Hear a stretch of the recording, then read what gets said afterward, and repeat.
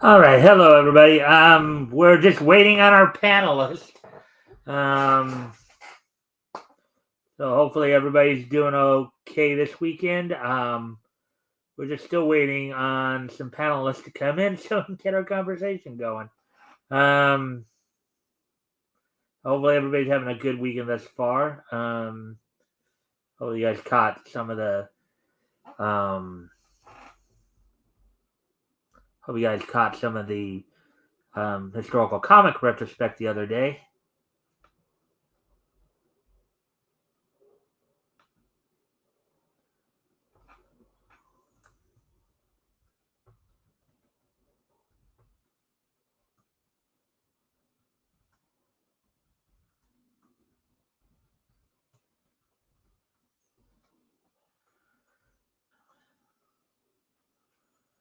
Yeah.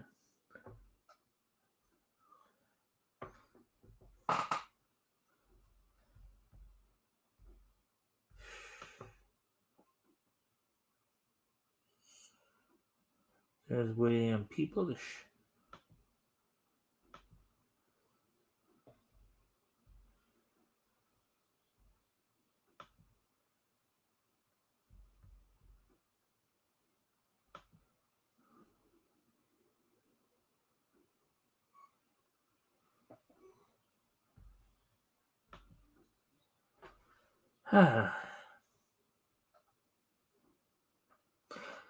Yeah. So basically, what I was hoping to do, of course, we still don't have anybody in here yet. What I was hoping to do was start off with a story that came out on Thursday. RJ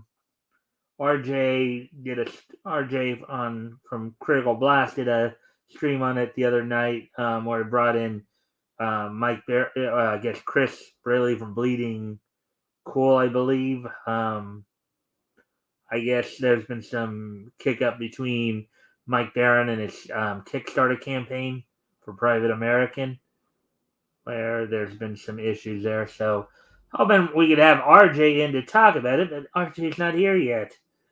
Uh,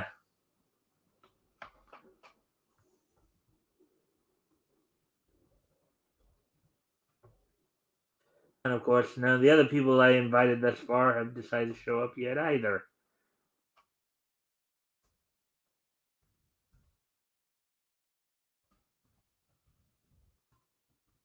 So we're just waiting for them to pop in at some point here.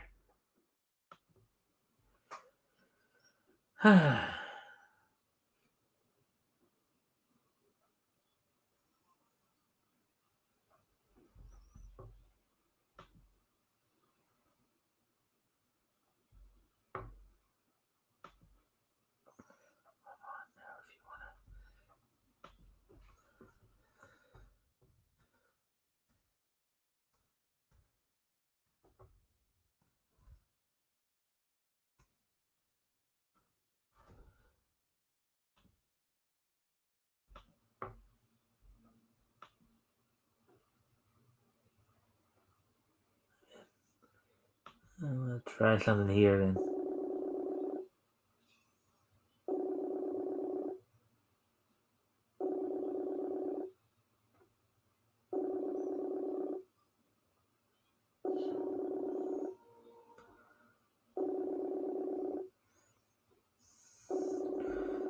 Well, I guess he's not. Must not. He must really be offline then.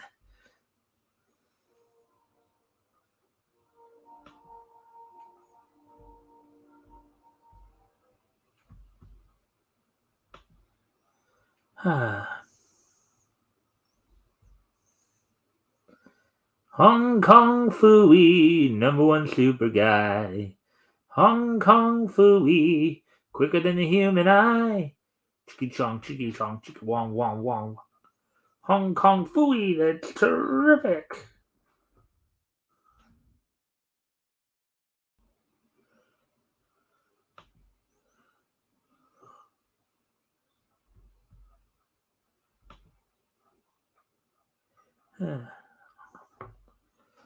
Let's see, I'm just trying to round up some people here, trying to track them down. Oh boy.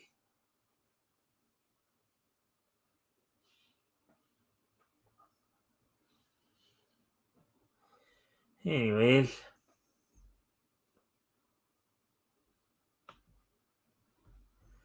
There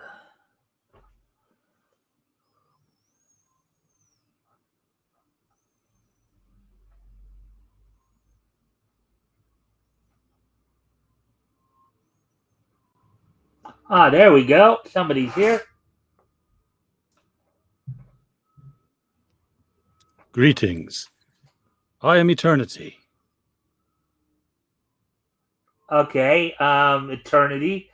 Well, obviously, I sent links from out the Marvel 616 universe. I have seen many things. I have opened many mics. Yeah, I think I recognize the voice. I have been there from the beginning of the universe when that first critical blast took place. Yeah, I know who you are. Okay. Okay, RJ. Nice little joke. This is not little. This was everything. This required planning and pain and sacrifice. Yeah, RJ. It's a nice effort. I got a good ear though. You should know that by now. I know that. I didn't think you'd be fooled at all, but it is cool. Yeah, it actually does look kind of cool, but you know me when I'm like really focused. That's why I get a little antsy as time gets close and nobody's on to talk to. Especially when I'm planning a panel show that kind of kills a lot of things. Nobody's here? Why is there nobody here? I don't know. I mean, I sent out a bunch of invites. Well, I know that I even gave you permission to invite people if they wanted it. Like James and George and like Chris and Mike and stuff like that if they wanted to come. But no, it's like like since this is more of an open panel, I usually don't ask people to come in early. But am I going to have to now because people just don't get it? I mean, I contacted you, of course, through Messenger, and then even tried to call you. Yeah, I was a little busy trying to get put together here. Well, because I was hoping, as I said, I was hoping to lead off with what you were talking about the other day about the situation Mike Barron. Oh yeah. That was going to be my lead tonight, and that's why I was hoping to get I mean, we still got time if you want to send some links out to like James, George, Chris, and Mike to see if they want to come on and talk about it. If you want to send out the link right now. Well, I know where George is. I don't know where James is because I sent him the link too. Is George doing something else right now? Oh yeah, it's weekend stuff. They got their weekend edition stuff that they do on his channel. Let me mute that before I share the video.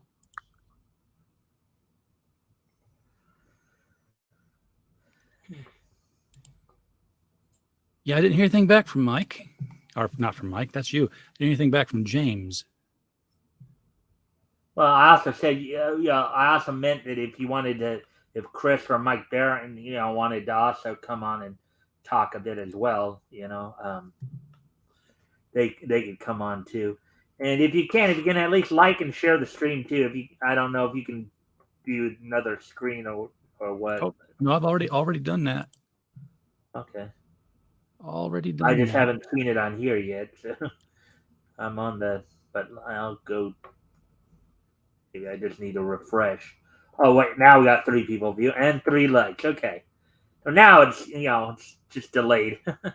Now we have people. Yeah. Oh.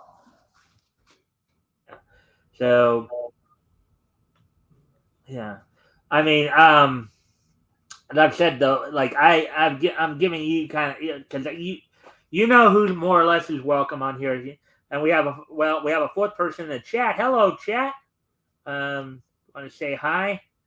We're just kind of waiting to see if we can get some more guests in before started. since we do have fourth person in here. RJ, you want to just give a little intro about yourself and stuff like that? Maybe even try to explain what you're doing in that garb, because obviously, Well, and they just left again. hi. Anyway, Maybe they just clicked the come in the door link to see what we were doing. yeah. Anyway, well, we're just chatting right now because we're waiting to see if more people show up, but we can still. Chris is in church. Okay. The other Chris I was talking about, not Tomilovich. Well, he might be too. It is Sunday night, but I was going to send it to Chris Brawley, but I know he's in church. Well, that's who I meant. Well, yeah, I sent one to Chris Tomolovich and Diana, and the fourth person's back. So, hello, fourth person, mysterious person. Thank you for being in the chat. Yeah. Feel free to come. Oh, here we go. Oh, Rick is here. Hey, Rick. And I guess, and James Lee is finally here. Hey, James. Hey, guys. It looks like Rick is having some issues, I guess. How's everybody doing? All right. Give him a sec. I do apologize. I gotta get this inked, so I'll be inking tonight. So. All right. Hey, Rick. And he's muted. So yeah, I've got stuff I gotta ink, so I'm gonna be busy. All right. So how's everybody? All right. I guess Rick is having some connection issues because his device just went not connected. So poor devices. Yeah. So try to. I'll just kick him some. Let's see. I don't like kicking people, but I figure I would need to let him come back, try to come back in. Hopefully, I didn't ban him or anything. I just kicked him, just so we didn't have that blank spot. Hopefully, he'll come back. But anyways, so how's your week, James? Very hectic. Very busy. Trying to get stuff done. You're drawing horses. That's not a fun weekend. What is it about horses that makes them so difficult to draw? Their jawline. This part right here.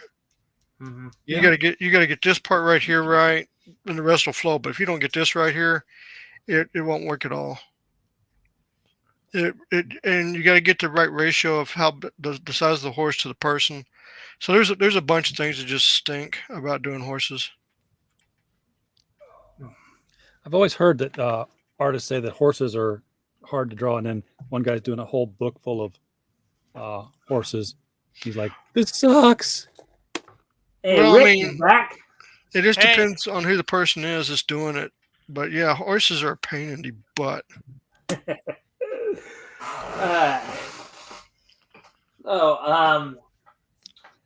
So before we get started on some of our more main topics, of course, why don't we go ahead and go around and everybody can kind of introduce themselves and kind of give a quick little intro as to who you are, channel information, project information, what have you. Of course, we'll go clockwise. We'll go start with RJ and then just go around RJ, James, and Rick, and then we'll probably get into what we were going to get into.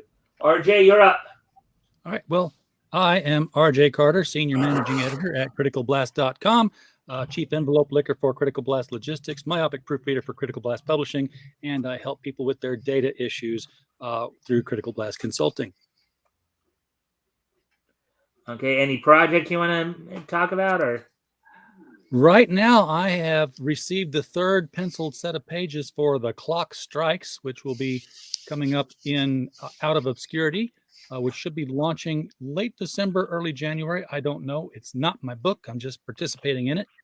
So we'll see how that plays out. And other than that, that's the only project we've got going on. Other than and as always, if you have any links that you want to share, you feel free to share them as well. Oh, I will share a link. Feel free to do that. All right, and as you're doing that, James, you want to introduce yourself? Give us your channel and project information. Anything you want to mention and all that, and of course, you can also share a link as if you wish as well. Hi guys, my name is James Lee. I am the author, creator, and artist of the Steins Horror trilogy and graphic novel that's coming out. It'll be right now. We're doing a pre-launch on Indiegogo, and if you go to Indiegogo right now, I'm gonna have to put it in your private chat because I do not have YouTube open, so you have to post it for me, Mike. Okay. But if you'll post that for me, Mike, go there right now. You'll get put on a list. So when we go live, you'll be able to get a special cover offer that you'll be able to buy. Only those that sign up on the pre-launch will have access to that cover. Nobody else will. And if we only have like 35 or 40 or 50 or 100, that's how many copies we're printing. We're not going to do stuff for cons or anything like that at all. We're not going to do any of that.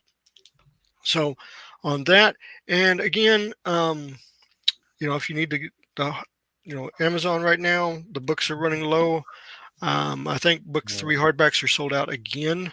So, it's a good horror story, and been fantastic. All right.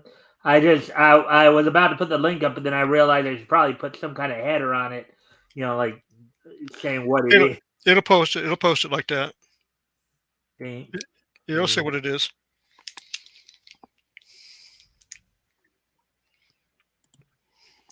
Is it Steines, James? Yeah, the Steins. Yeah, Rise of the Vampires. That's it.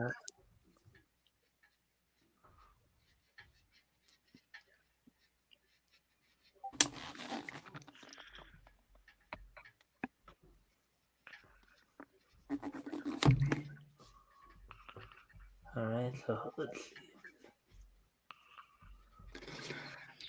Yeah, I've been having a little issue tracking my cursor at times on the computer. So, all right, so I just put it up, James Lee the Steins, and then put the link up there. So, James, you need when you're done with this, when you get free time,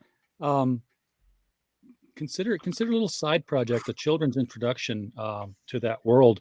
Just anthropomorphize it a little bit. Just have the Berenstain bears. That's not a bad idea. all right. So moving on now. Rick, you want to give us your information? Of course, channel info, project info. Share links if you'd like.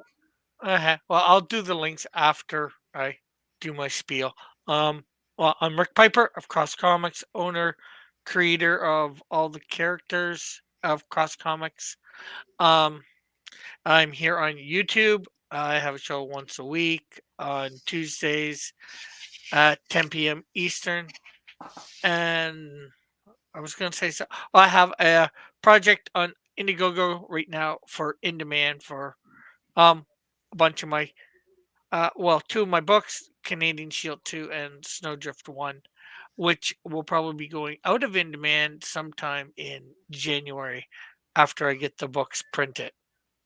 And then they'll end up moving over to my website. Okay. All right, and then you're gonna go ahead and put the link up now. Then I guess. Yeah, I gotta open up the file that has that stuff. Okay. Well, with that, as you're doing that,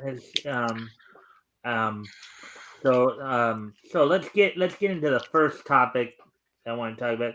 Now, RJ, I'm going to hand it over to you because this was a story that you basically were highlighting the other night on your channel. I guess this happened on Thursday. If you want to let everybody know what's going on, Mike Barron, Kickstarter, and all that. Sure. I'm sure some of us already know a little bit, but why don't you just give us the spiel and then we'll. I don't know if anybody other than you here knows about it, actually. But what happened was on December 7th, Chris Brawley, the publisher of the Mike Barron book that is out there now called Private American, started getting a little bit of trolling on Kickstarter about, why is this book so racist? And this book is racist AF. Of course, the book's not out yet, so there's, how can you make a claim like that? The person claiming this was one Gabriella Discordia. And they have a cute little icon there that makes them easily identifiable. And Chris pretty much tried to block them, but couldn't block them for spam because they are a trusted producer on Kickstarter. Within hours, a second person called Star Mignon ran an article on Daily Kos about Mike Barron's newest racist AF comic, and misattributing him as the Punisher creator in the headline, despite many comments telling them that this was not true. It took Jerry Conway to reach out to them and fix this. That's how far that headline got. Ending the article with basically a call, well, not basically, specifically and explicitly a call to action with the email for support at Kickstarter to have the book removed for marginalization and racism. And Kickstarter complied and took the book down. Now here's the kicker. There's another book on Kickstarter called SCP-5000. And that book is written by Star Mignon and published by Gabriella Discordia. So another graphic novel creator competing on the same platform just had that platform boot their competition. And I did catch some of the, I did pop in a couple of times during the stream there. From what I understand, Chris is planning on filing a tortious Chris is interference lawsuit. all legal avenues possible that could include tortious interference, could include defamation and libel. The damage has been done. Kickstarter will not put the thing back up there. They don't have once a campaign is suspended, it's irrevocable. Well, Can yeah, he because do it again? Even if he was able to get it back up, it's like, who's gonna, well, this campaign was was taken down for some reason, but now it's back up. People are going to be suspect about, wanting to get involved with it. So, I mean, you're right there in that, there's definite reputational damage right there. This is why you don't do books like this on Kickstarter. I mean, I'm not being mean, but Kickstarter is very woke. They will use everything they can to get anybody removed, and they're very bad about it. They've been doing this for years to other people. And, I mean, unless you're like Jim Blount, Mark Silvestri, somebody like that, there's no way I'd go to Kickstarter. No way. Yeah, I basically posted that out there to all the people in Comicsgate who are starting to reconsider Kickstarter. This has happened. And it's people have weaponized Kickstarter, and it's tortious interference. And I'm not a lawyer, so I can say that because I'm not legally representing anybody or anything. But it has all the hallmarks, all 6 of the basic milestones necessary to indicate that something is tortious interference. Yep, and he's probably going to need to get an attorney. He's probably going to sue her or him or whoever it was for defamation and everything like that. And then you got that going on, and then and get Kickstarter pulled into it. It's going to be just a complete mess. Yeah, and Daily Kos is already pulled into it. Daily Kos has like 10 million hits per day, I hear. Yeah, and on Daily Kos, if he wrote for Daily Kos and he did it on purpose, I'd be suing Daily Kos too. Well, Daily Kos is involved. Marcos Melitsos has been emailing Chris Brawley, so they are, working on figuring this out. Well, they did it, so they're going to have to, deal with it because, you can't just write an article and then come back going, oh, it's not our fault. No, you didn't do your research. You didn't do what you needed to be doing. You're liable for it. I mean, I took journalism. Wouldn't that be the legal definition of vicarious liability? Well, here's the thing.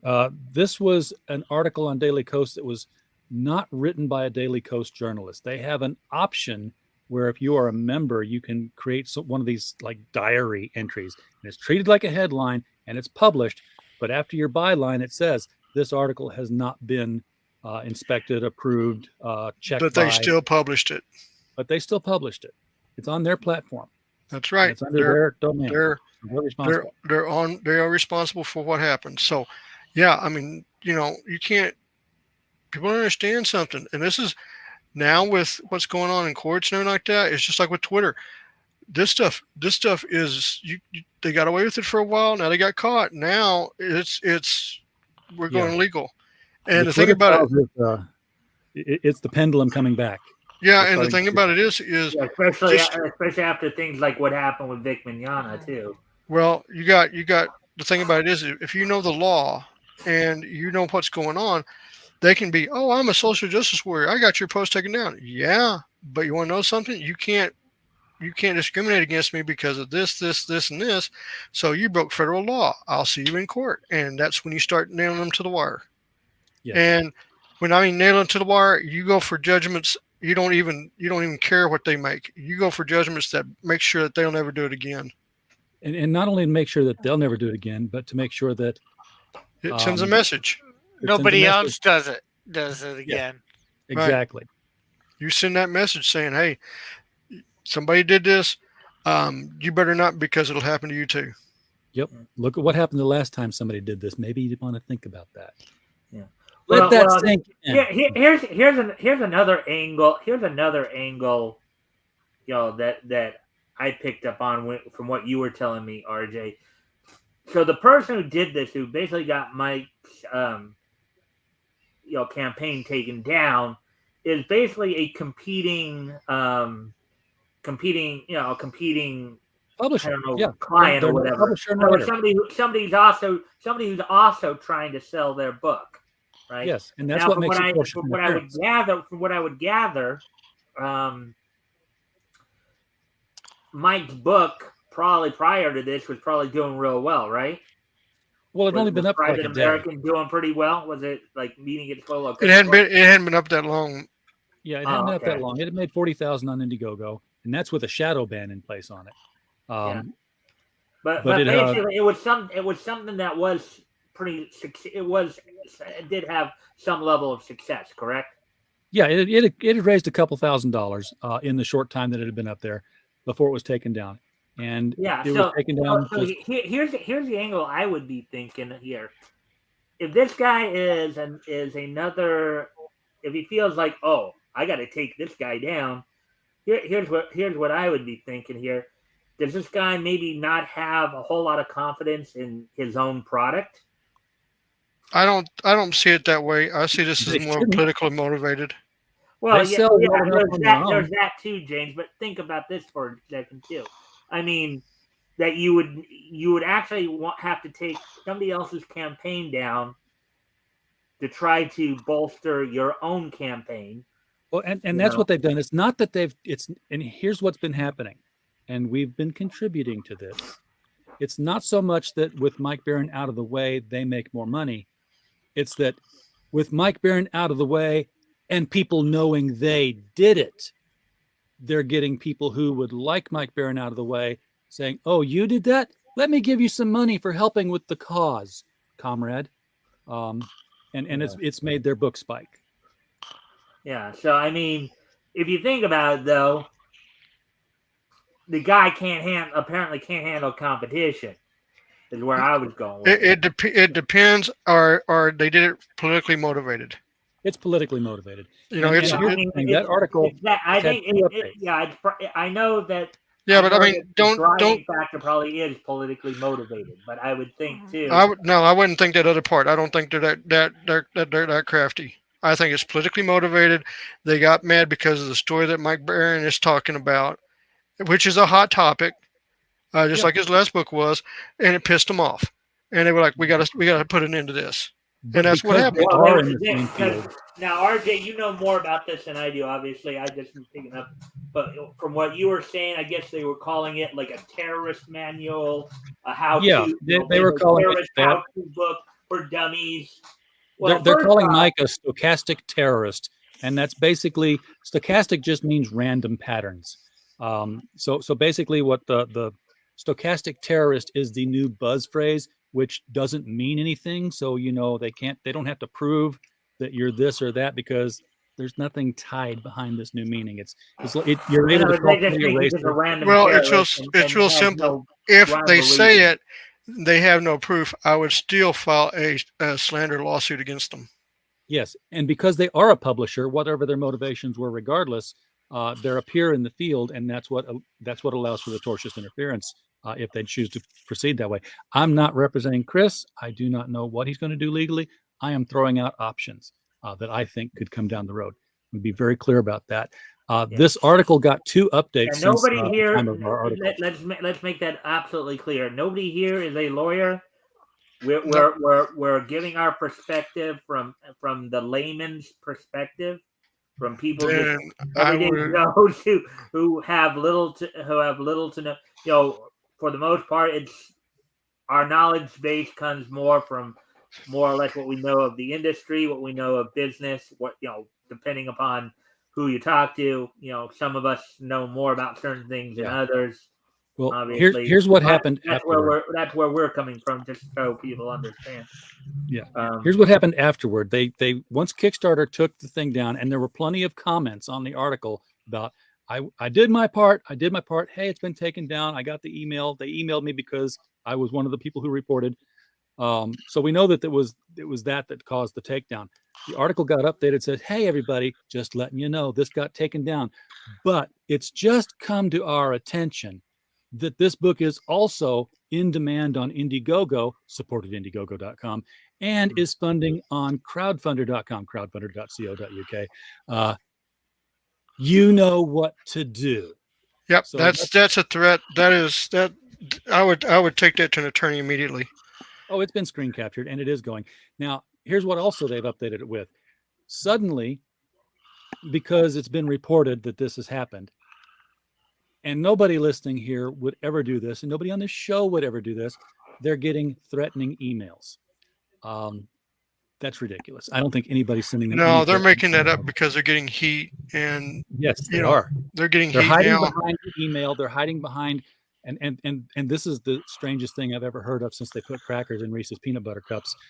They're hiding behind the identity of Jewish Native American. They've been throwing that. It's like, why are you attacking a Jewish/Native American just for pointing out your racist book? As one that's part of Native American, that does not give you the right to slander people. It does not give you the right. That right. What's your proof? It's racist book. That right there is one of the biggest issues I have with this victim mentality that we seem to be breeding in our society right now. Okay. Yeah, they throw up the shield. It's like they feel like that because they're a minority, or that their grandparents or great grandparents suffered great injustices in the past, they're totally absolved of doing whatever evil that they wish they do. I'm not going to go into details here because I know if I start going into details, it could get me busted. So I'm not going to go into any outright details. Well, the thing about this is basically the whole idea of giving yourself an excuse. Oh, because I'm part of a minority, or I'm. The thing about this is now, my family members in the past were treated this way. That really just gets under my skin. That gets the thing about this is once attorneys get involved, sit back and let them deal with it. Yeah, because attorneys, when they get involved, it doesn't matter what you say in public or what you. Well, yeah, it does say what you say in public, but when they get you in front of a judge, that's when everything changes, because the judge doesn't play politics. The judge goes by the letter of the law. And if you broke the law, it doesn't matter what your skin color is, what your race is, what your sex is, or who you're sleeping with, or what you believe, you are still under the law. And once they make the ruling, if you broke the law, you take the penalty. That's the bottom line. Well, hopefully the judge won't play politics. Some do, unfortunately. It depends on where they file the case at. I mean, if they file a case, the case has to be done. They can file it wherever they want to. Well, where are these people located? Don't even bring that up. Let the lawyers and stuff deal with it. Yeah, Yeah. Well, I wasn't just. I was just meant. No, I'm just saying, let the lawyers deal with it. I get your point, James. I get your point. You're right. And the lawyers know where they're located. Yeah. I mean, I'm not trying to dox anybody. I wasn't asking for like specific addresses. I was just asking like No, more generalized. I wouldn't be even saying anything like that because somebody could take it out of context. Good point. All right. Let's see. Anything more on this? Or have No, we hit it's everything? been a quiet weekend. I mean, lawyers don't work on weekends. So So it's going to take like at least a week before we really anything. Oh, major. even longer. Yeah. I mean, I'm sure you'll be able to give us an update next week. Then. I hope so. Yeah. So on it. So hopefully things will work out. So all right. I've linked to our article in the chat so people can catch that. This is an article that has screen captures of all the receipts. It's all laid out in chronological order, and we also have embedded there the 2-hour chat where we had Chris Brawley on with Pops and Michael were on with us. Not you, Mike, and Mike Barron. Michael Tierney. Mike Barron would have been great to have on, yeah. but he wasn't there. So yeah, we had quite the chat. You said you put it in the chat. I guess it just hasn't shown up on the chat yet. No, I put it in there before you put in the Steins link. Okay. Oh, okay. All right, that's probably why I was thinking. All right. Okay, so if there's nothing more on that, then I guess we can start to move on to other topics. Rick, we haven't heard too much from you yet. So now Rick was my co-host this last Friday, of course, for the historical comics retrospect when we were looking over we're looking over Super Comics Volume 1, Number 15, and Crackerjack Funnies Volume 1, Number 15. Although we didn't really get as much into that as I'd hoped, but anyways, Rick, you want to give your impressions from what we did on Friday on that?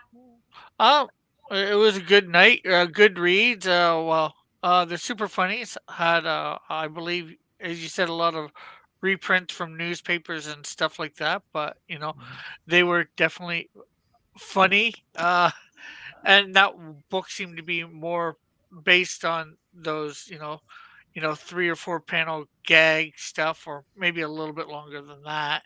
Yeah. And then, of course, Crackerjack seemed to have a little bit more serious stuff, probably, a little bit of funny stuff in it.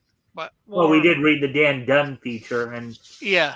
And I know that when Batgoat was still my co-host, he pointed out that he thought that Dan Dunn was kind of a rip-off of Dick Tracy. Yeah.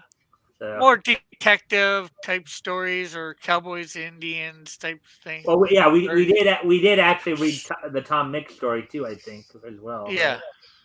But I think they were even short ones too, but still, a little bit more than they were serious short ones instead of funny short ones.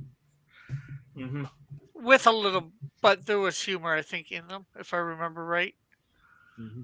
But it was a good night. I always enjoy reading some old comics. I went and got myself a lot of old DC and Marvel quite some time ago. Well, more DC. And I read through quite a few years of them. I ended up getting stopped at some point. I bought myself a Christmas present, DC Christmas present. You're not going to be able to see it because of the green screen, probably. Teen Titans. Yeah, old Teen Titans number 13. It's a Christmas issue. I think I seen that cover recently. Okay, I think what I can do, I can probably let me see. No, you want to show it, RJ? It still won't show because of the green screen technology. Yeah, well, we see some of it, not all of it. I can see the Teen Titans title and the triangle thing and a bunch of them inside. Yep. I saw somebody posting the cover on Twitter 2 weeks ago, and I'm like, I don't have that one yet. And I went straight to eBay and found a copy and bought it. And of course, and if we have people in the chat, just know that if you can, we'd appreciate it if you can like and share the stream. See if we can get some more friendly people in here, as well as if anything we're talking about, if you guys have any comments or questions on what we're talking about, go ahead and feel free to mention it in chat. And if we can answer the question, we'll do our best to do so. So just wanted to put that out there. Let's see. What else? George is here in the chat. So, Hello, George. Hey, RJ, George. you sent George the link, didn't you? I thought I did. I'll be happy to send him another one. If you'd like to join us, contribute to what we're talking about.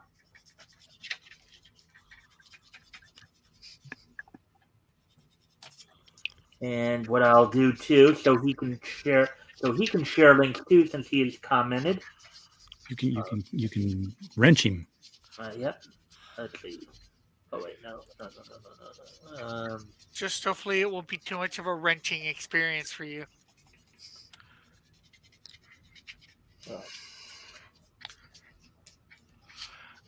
All right. So I just gave you a wrench, George. So if you want to share your links, no, I only do fresh links, not. Oh God.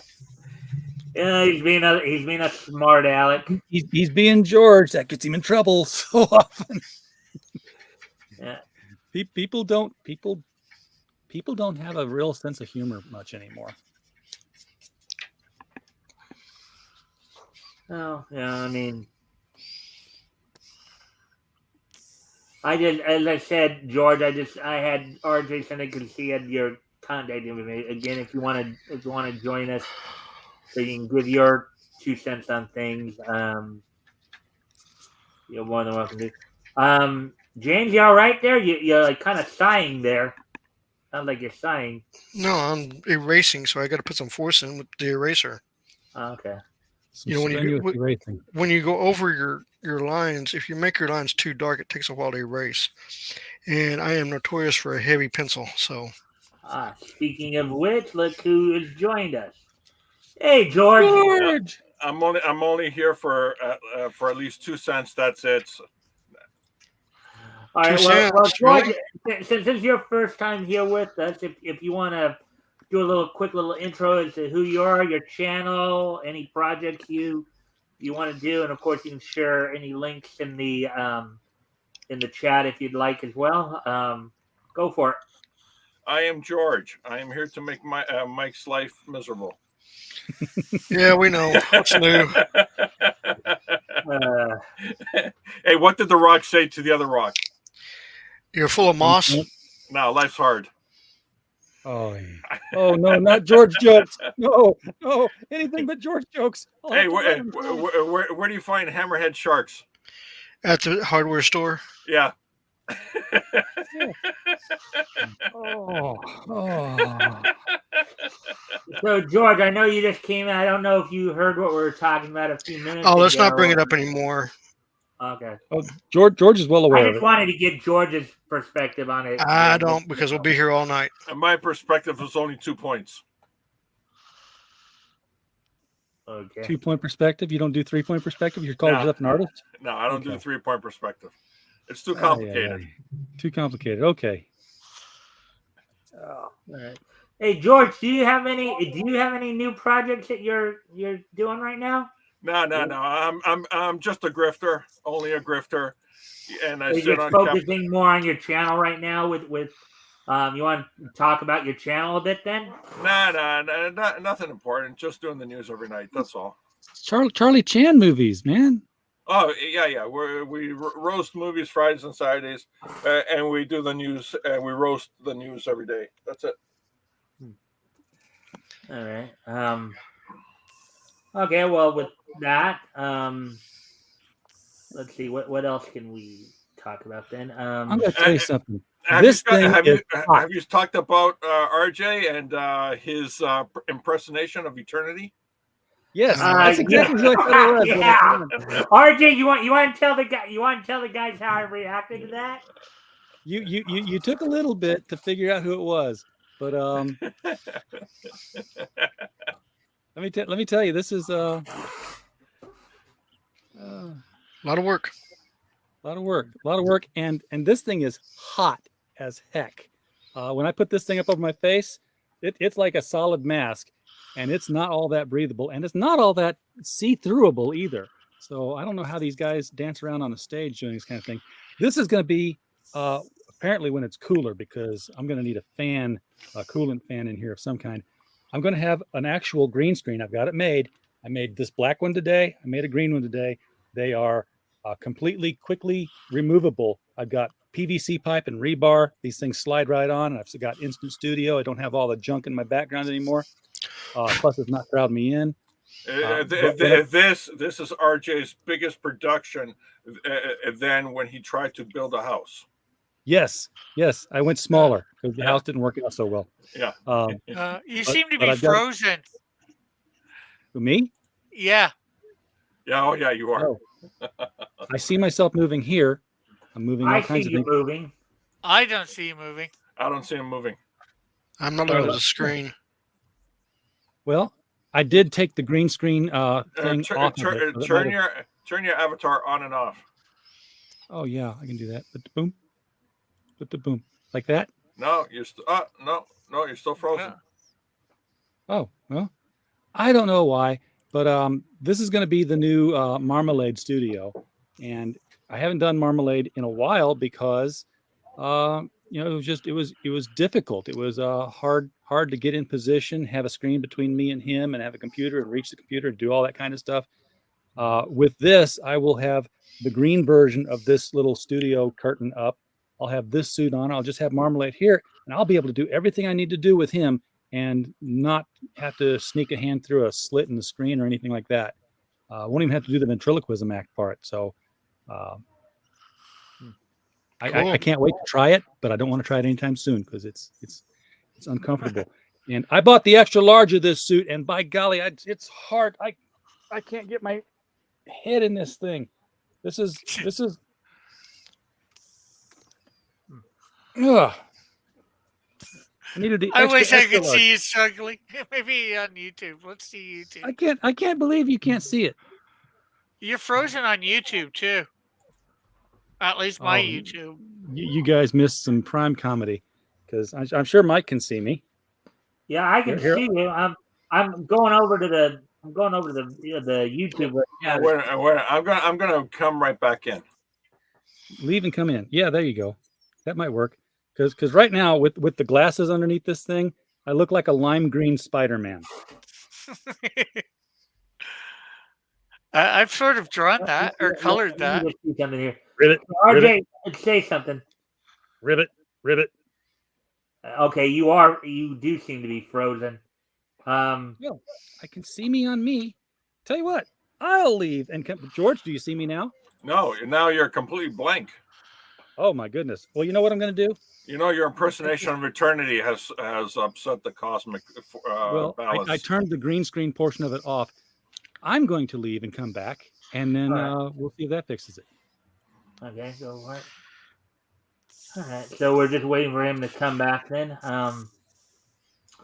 Yeah, so I don't know if you guys caught any. I've been doing some of the release information lately on Tuesdays. Don't know if you guys caught some of that, but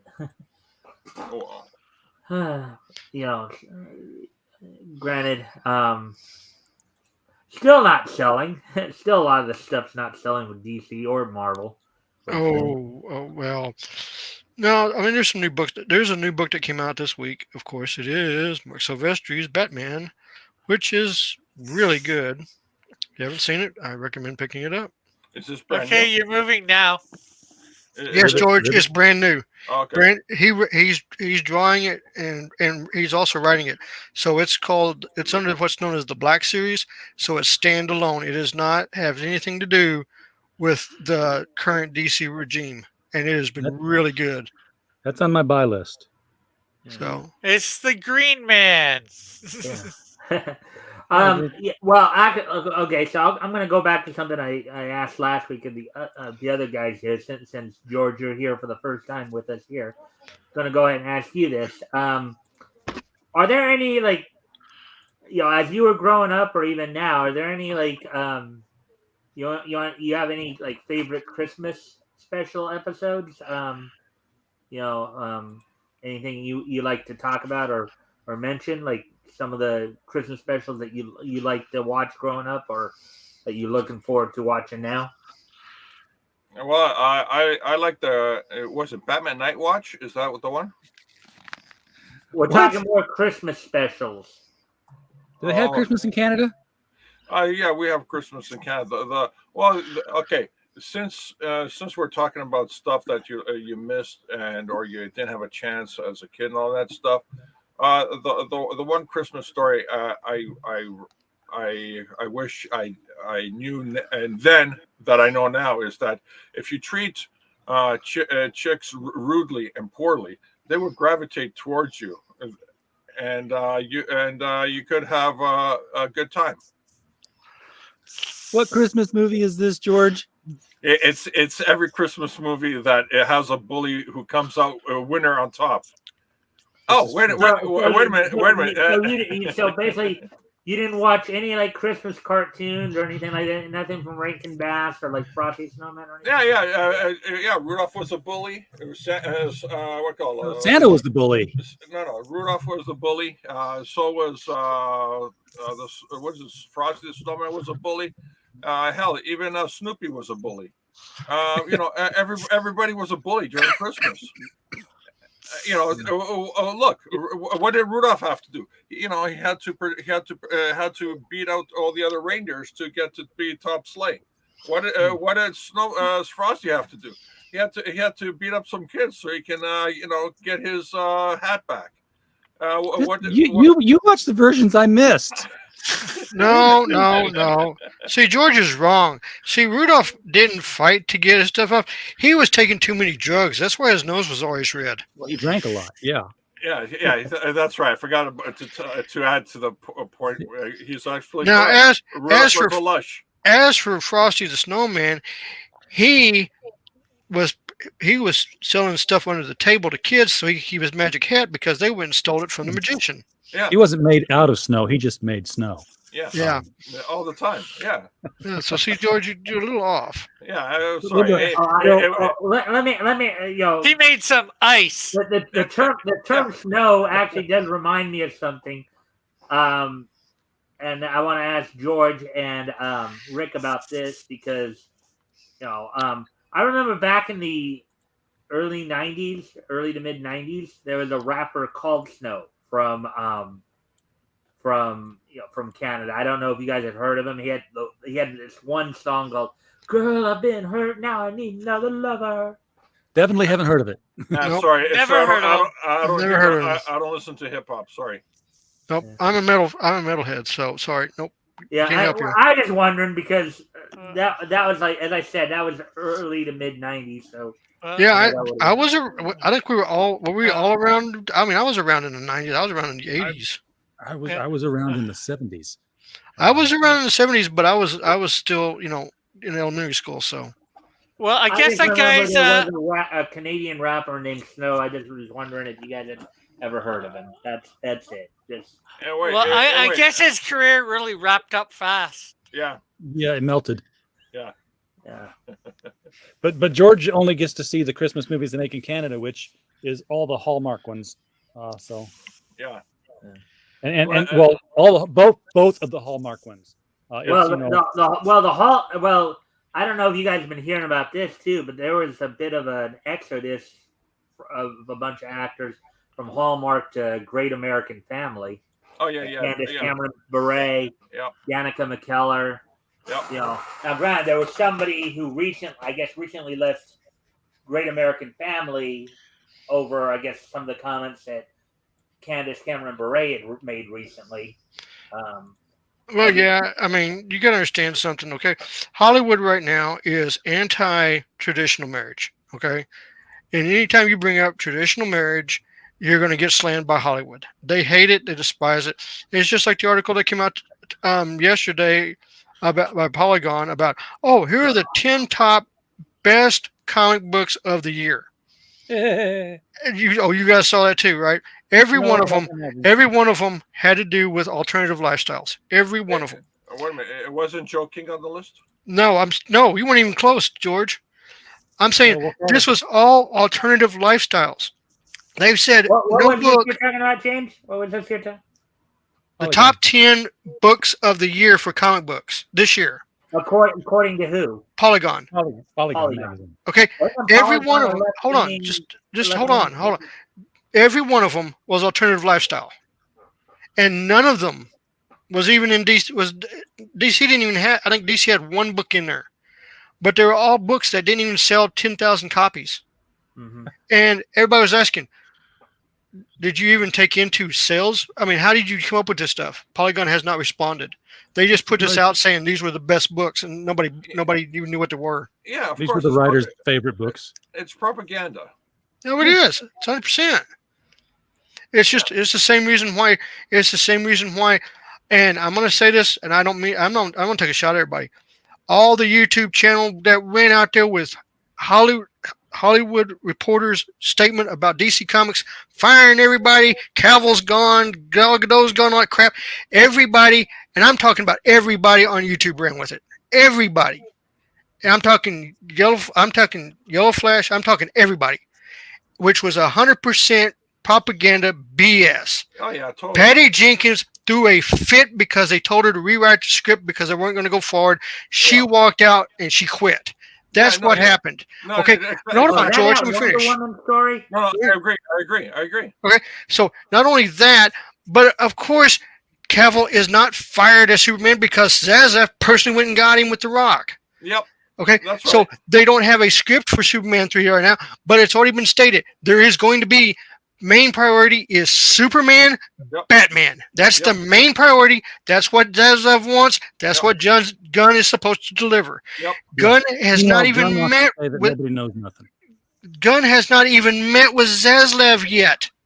Okay, and the reason I'm saying this stuff is, and I'm going to say it. I don't mind telling anybody. I am one of the investors, stockholders of Warner Brothers. And I know more. I know the investors in Warner Brothers. I know more shit about what's going on at WB than anybody does. There's a lot of stuff I can't say what's going on, but there's a lot of stuff that's going on. And I can tell you right now, everything that was said on YouTube by all these yo-yos that were on there, including Yellow Flash, was 100% bullshit. Yeah, of course. Well, I don't. Again, I don't follow mainstream Hollywood as much. I don't follow like the movies. I follow more the comics, but I don't really follow movies, so I don't really know a whole lot of what you're talking about. The only things I've watched on Yellow Flash of late have been the rare times he does talk about comics. It's very easy. It's very easy. If they didn't know the inside information or it just little common sense, everybody talked about it. It was Zaslav and The Rock who got Cavill back into the Superman outfit. Do you think those two? You think that extraordinary effort it was going to go to waste? Well, here's the other thing, George. The reason all this BS came out is because Patty Jenkins threw a fit, stormed out, and she started getting on social media saying everything's done because she's done. Now, here's the other thing about Patty Jenkins. Okay, hold on. You're gonna love this one, George. I seriously go. Patty Jenkins gave up doing Paramount's Cleopatra to do Wonder Woman 3, and not only did she lose Wonder Woman 3, she lost Rogue Squadron. So effectively, she is jobless. She has no projects. She has nothing. She cut her own throat. Yeah, she has no chance of going back to Warner Brothers. Yeah, but do you know why she did what she did? Okay, she did quit, but she orchestrated her firing. Her quit. She quit because when they said no, you have to, address these problems that we have in this script, in this story. Once you do that, we got a green light. She said no, and she quit, meaning that she left because of creative differences, which in her mind means that she's still bankable, she still could get a job. But if they fired her, then she is toast. Well, see, with Warner Brothers, because she got up and did what she did, she cut her own throat. Warner Brothers is not going to hire her again. She's done. Yeah. What's his name again? Gunn? Yeah. The guy, now that the guy's in there, Patty Jenkins feels already inferior compared to Gunn. Well, anyone feels inferior compared to Gunn. we'll see what happens. We'll see what happens with Gunn. I mean, like I said, the report's not out yet. He has not had his meeting with Zazev. That meeting is supposed to take place within 2 weeks. So they're going to have a meeting. They're going to have a sit down, and we'll find out something then. But until then, everybody needs to chill out and shut up and say, "Oh, this is what's going to happen." No, you don't know. And everybody on social media needs to shut the hell up until it actually gets released through Warner Brothers and Zaslav's official chambers. Because they can sit here and say all the crap they want. It's all BS. It's all BS. Every bit of it is 100% garbage. Okay, what was that name of the Batman book again? Batman, the Joker, Deadly Duos by Mark Silvestri. Yeah, I think I did. I did cover that release the other day when I was covering release. I did see that book would be coming out. This came out the other day. Yeah, this is issue 2 came out Wednesday. So it is, and it has been. It's a fantastic book, very very good. And of course, we have the other book coming out. I believe this week or next week, which is the Spawn Batman. Oh yeah, I'm doing a cover for that. So that one is going to be coming out as well. Mr. Yanafui is here. Hello, Mr. Yanafui. Hello, Mr. Yanafui. Yeah, I've got to get to my comic shop. I've got Deadly Duo on my list. I've got Golden Age on my list. I need to pick that up. There was one other one that I wanted to pick up too, and I can't remember what it was. I'll just have to look at okay, so Mr. Yanafui is throwing out there that Jenkins is going to make a Marvel movie. Remember my word. I bet you will. James, what do you think about what? About what Mr. Yanafui just said there? Well, you got 3 coming out. You got 3 coming out. But you've got Guardians of the Galaxy. You got Guardians. Will pick up Jenkins after what she did. Marvel's. What do you mean pick up Jenkins? She just got her Rogue Squadron contract with Star Wars canceled, which is Disney. Oh, then I guess no. If you're not working for Disney, you're not going to be making a Marvel movie. Okay, right. I mean, she has basically. I mean, everything is going down the toilet. Now, here's the other situation that's going on. Most likely, right now, what they're saying about Disney is the CFO, the one who actually came into the theater saying, "Hey, we got to stop this mess, or we're going to be, bankrupt with and all that other stuff," is slated to become possibly the new CEO of Disney. What was that, James? I'm sorry. I just blanked out for a moment there. Sorry about that. Okay, the person that actually got Chapek fired is most likely going to be the new CEO. So they're going to replace Iger then? Iger's only there for 2 years. Yep. He's got it. That means he's got to get everything on track and get his replacement in. And it takes about 12 months to get the replacement in. And right now, that CFO who actually saved everybody's bacon and saved the investors several billions of dollars is number 1 on the list for that position. So the person that ousted the CEO is possibly going to be the next CEO. Also, Mr. Yanafui is saying, but they love bringing the woke. Yeah. Not with investors.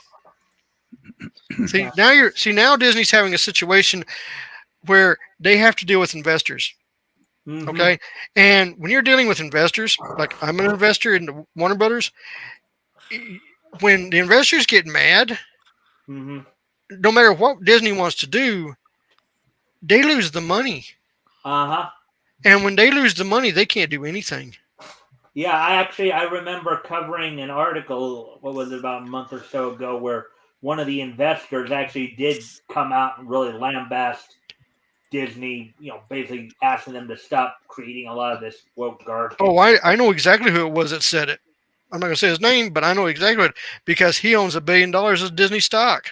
He is the number 1 investor in Disney. Okay. Give me a quick sec, James. Mr. Yanafui, if you'd like to join us in here, I can have RJ. RJ, you have his contact information? I have no way to reach Mr. Yanafui. Oh, okay. I was thinking if he wanted to, if anybody had his, we could probably send him the link if he wanted to. I can reach you on a fleet, but it's Morse code, and you have to pay me. Was it 5 Yeah, cents a yeah, word? George. Yeah, Yep, yeah, yep. yeah, George. Deep, deep, deep, deep, deep, deep, deep, deep. That's right. That's all, folks. Hey, Twiggy. But again, if you want to join us, I guess I can probably put the link in the chat if need be. But Oh, that'll be the beginning of the end. yeah, I know, because then we run the risk of bringing people in or people getting in that might cause trouble.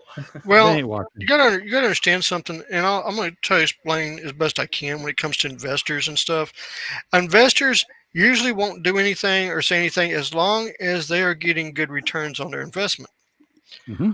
But the problem is when, and I'm going to explain exactly what happened with Disney and the difference between Disney and what's going on with Warner Brothers. Chapek, if you didn't know, Chapek went completely nuts spending money. Okay, if you didn't know, She-Hulk cost $25 million an episode. That's a lot of CGI. Okay, almost all Warner Brothers movies were $25 million an episode. That was basically what their budgets were. That's what he approved. On top of that, his streaming budget that he said he was going to try to have, he spent $15 billion with a return of investment of only $4 billion. That's a loss of $9 billion that he personally was responsible for. He comes in, tells the investors, oh no, we're going to look at all these numbers, and he's giving all this stuff. So he really taked it on about, the digital markets and everything. Well, what happened was the CFO is looking at the real numbers, and she's like, no, this isn't right. So the CFO ran to the board of directors and ran to the investors and said, hey, you need to look at this. At this point, this is when everything went bad. The investors and the board of directors was like, this isn't the numbers we're seeing. You lied to us. That's basically what he did. And when all the numbers came out to it, they were looking at some serious loss of money. I mean, we're talking between $20 and $25 billion if they had kept going the way they were.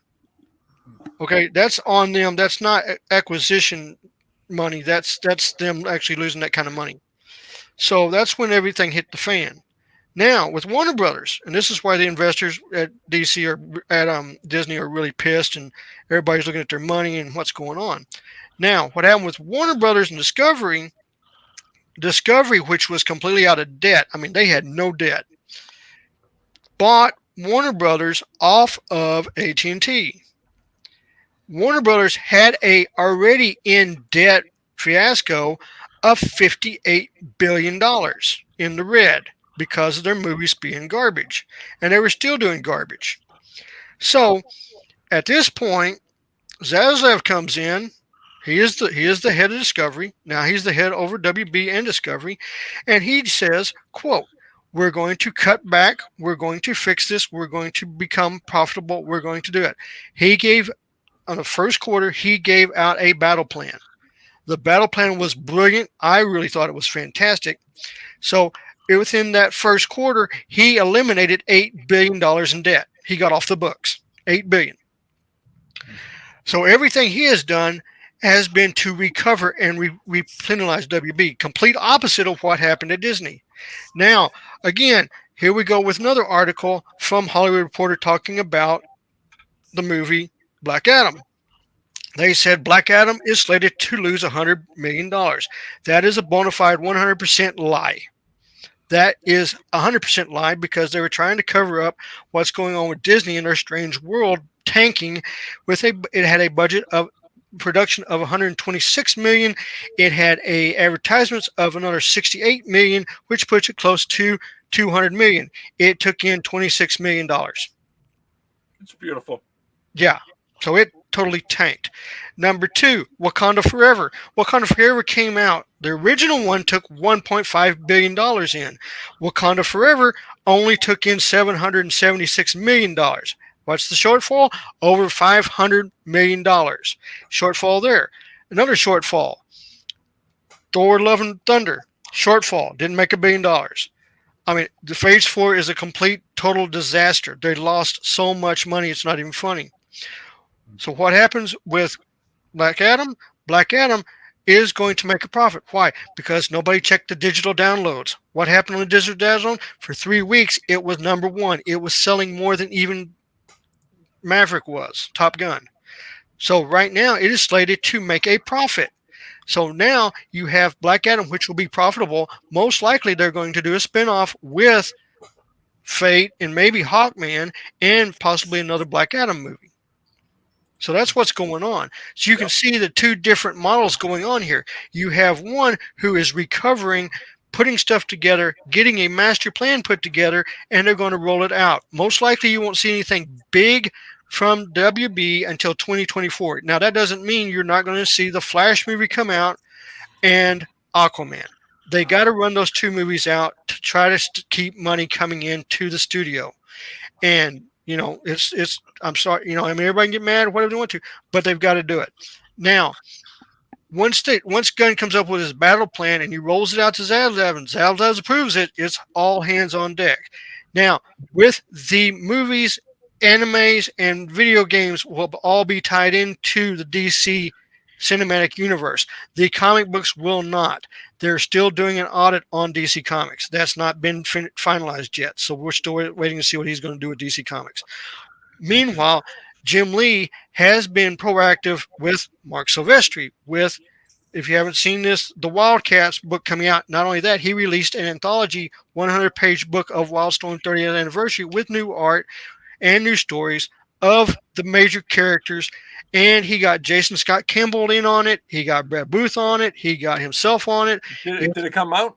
Yeah, it's already out. What's it called? Wildstorm 30th anniversary. Okay. That's already out. It's actually really good.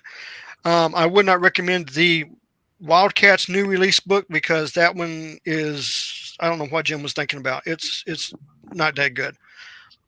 But that's what's going on with DC Comics. That's what's going on with Warner Brothers. That's what's going on with Disney. If you have any more questions, just ask. Like I said, I have access what's going on at Warner Brothers because I am an investor. I do own Disney stock and Warner Brothers stock. I've had it for years. So yes, I am an investor in Warner Brothers. I know what the hell's going on. And right now, on my opinion, I stand behind Zaslav and Gunn. I think they're going to do something fantastic and it's going to be great, but you got to wait till 2024.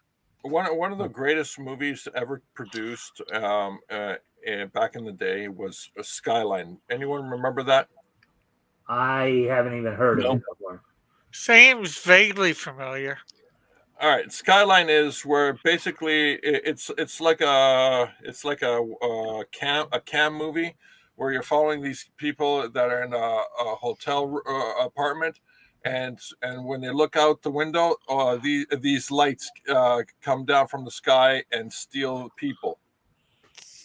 I've heard that story. I heard that story, but I can't remember. I don't know if I remember seeing it or not. All right, it does sound familiar. You just look it up, Skyline movie, and you'll see what I'm talking about. Had 2 sequels.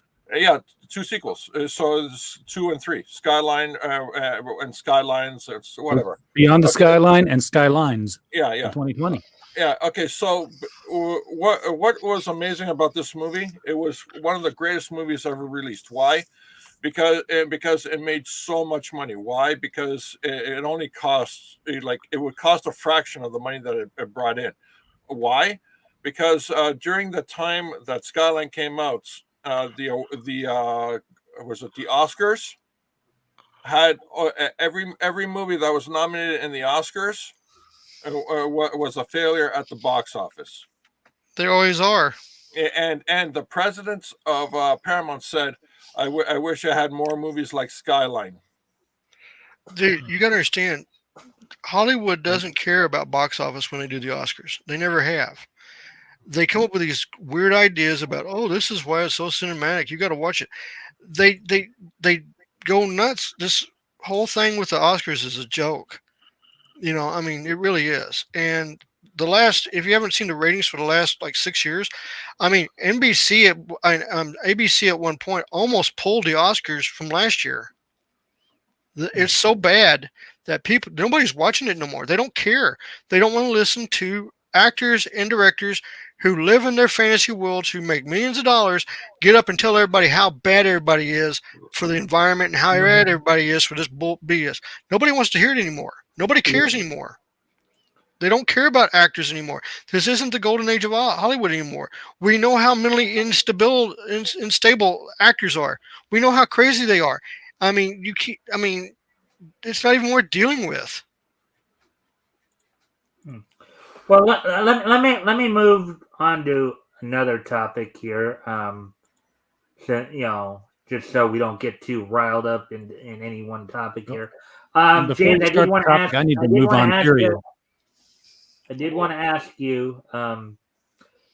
Have you? I know that you have watched anime and read manga before. Are there any mangas or animes you want to talk about or share? Oh yeah, I'll talk about what's going on that. Real quick, now they finally released the predecessor, the finale to Bleach, the Thousand Year War. If you have the manga, they're going right by the manga. It is fantastic. They're not censoring anything. They're going straight like it was in the manga. So fantastic like that. As for manga, they only released one novel of it, but Ruri Dragon is fantastic. It is a beautiful book. It's well written, well drawn. I actually have a copy of it. Where I put it, but it's in Japanese. So yeah, I had a friend of mine send it to me from Japan, and this is the cover right here. Where I can see it. That's the cover. Really good book. Real fun book. Teenagers, kids, yeah, it's real good. It's basically young girl. Her mother's human, her dad's a dragon, and she's finally getting the dragon part. So like she's in school, she sneezes and she fries this kid's hair, which is hilarious. Well, because she's standing in the middle of class reading a book when she does it. It's got some good comedy. It's worth getting. It's a newer model. The only problem is the creator and artist of the book right now is in the hospital, very ill. So I do recommend picking it up because it does help him financially. But you may only be able to get it. What's the name of the artist? I'd have to look him up because I can't read. I have heard of at least a couple of stories where there's at least a couple of them that are dealing with some serious medical issues right now. But he is in the hospital. Oh wait, this is Bleach, right? No, this is Ruri Dragon. Oh, Rory Dragon. Okay. Yeah, Ruri Dragon. Bleach, I know it's Tide Kubo. Yeah, Tide Kubo. They have re-released. I cannot pronounce the name of it, but the main character is Lum, the bikini flying alien girl. Yeah, there's a new series of that. It has been fantastic as well because, of course, the wonderful lady that created her turned 65, so they're doing it as a thank you to her for all the stuff she created. She created that one. She did Rama 1/2. She did Inuyasha. Yeah. I mean, so she's done a whole bunch of stuff. Rumiko Takahashi, I believe. Yeah, she is probably next to Jack Kirby's wife, who was always by his side. Probably one of the greatest female persons in comic book manga history. She has done so much for women in comic books and manga because she was basically the first female manga artist there was, and her books have sold hundreds of millions of copies. So she's okay. Yeah, RJ just told me that I guess he had things to finish up, so he had to leave. I didn't even realize. I was trying to see if he'd come back, but no, he had to go. But yeah, that's fantastic. Let's see what else is going. The ECK books, which is the ones where people die, get reincarnated, come back. There's been quite a few. Of course, Overlord season 4 wrapped up. They are going to be doing another season and a movie that'll be coming out next year, so watch out for that. Reincarnated as a Sword has been really good, but there's a bunch of new anime that's come out, really strong anime. Isekai anime have really been shooting up the charts. They've been becoming real popular. There's a lot of good isekai series that, like you were mentioning, being reincarnated as a sword. The time I got reincarnated as a slime, also. Overlord. You've got, but there's a bunch of them out there. They're real good for escapism. Highly recommend. And Um, do you have an image of this that we can see full screen? which one? Isekai. Hold on. Hold on. I'll pull up one for you. Isekai, George, Isekai manga and anime It's a are type of manga. There's multiple books on this. multiple George, books. it's just not just one. I mean, there's a bunch. Hold on, let me see if I can get you one. I'll pull up some stuff for you. Basically, the basic premise of an isekai anime and manga is you're somebody in one world and you somehow get transported into another world. Usually, in the world that you're in, you're either just Joe Schmo or just kind of not somebody of real prominence. But then something happens to where you end up getting transported to another world and you end up becoming like the hero. Usually, that's what an isekai. It's a fantasy type drama where you go from where you're basically taken from one world where you're kind of like a nobody or just a regular person, and you get shifted into another world, and you're like you all of a sudden through the story you usually become a Okay, hero. there you go, Or Mike. like John Carter of Mars, sort of like. Yeah, that'd be the first isekai, but this is Overlord. The animation's really good. Basically, this guy gets transported to this world as his anime character, or not anime character, but his video game character. So he's become his video game character real life, and he has all these servants. I mean, this basically, if you watch this, he's the bad guy of the series, but you just fall in love with him. But it's very good. This is called Overlord. It's been out for about 6 years now. I've got all 12 novels, and they've got 3 more coming. So they got 4 more coming. I'm sorry, that'll be coming out in a couple of years. But I've this is a really good series. I've drawn him before. Yeah, Like yeah. Irons Algon manga. Yeah. Yep, he's badass. Yeah, actually, one of the things I was reading the other day, one of the articles I was looking at the other day, and George left. George left. That's what I was noticing. Okay, somebody, I guess George lost interest or whatever.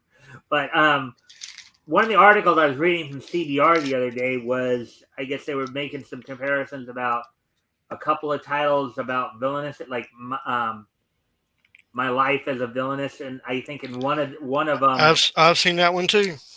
well, there's 2 of them. The one, I think the one that I do know of is the one they were talking about was where she went in, she realized she was the bad girl, and she, oh yeah, it's There's My Life as a Villain. All there's roads lead there's to doom. there's a bunch of those like that. There's one called, I can't remember her name, but The Cruel, same thing. She's the bad guy. But yeah, no, I just finished all 12 episodes of that anime that you just brought up about her being the villainess. So Yeah. basically, she says, "Yeah, I'm the villainess." So I went and tamed the main villain of the Yeah. game. Mhm. Yeah, that one's really good, and I mean, it's got a good ending to it too. Really good ending. Everything falls in place. It's there's a bunch of stuff out there that is just fantastic. The thing about this is nobody in the United States, including DC and Marvel, can come up with crap that'll compete against it. Well, because they're more worried about trying to preach to you than trying to entertain you. No, they're more concerned about the people in Hollywood than making money. That's what it is. Because now, if you haven't been paying close attention, a lot of artists are now getting upset because why? Marvel and DC are late on payments on books to the artists and to the writers. They're late. They haven't paid them. So now they've got this mess going on. So it's basically a complete gutter.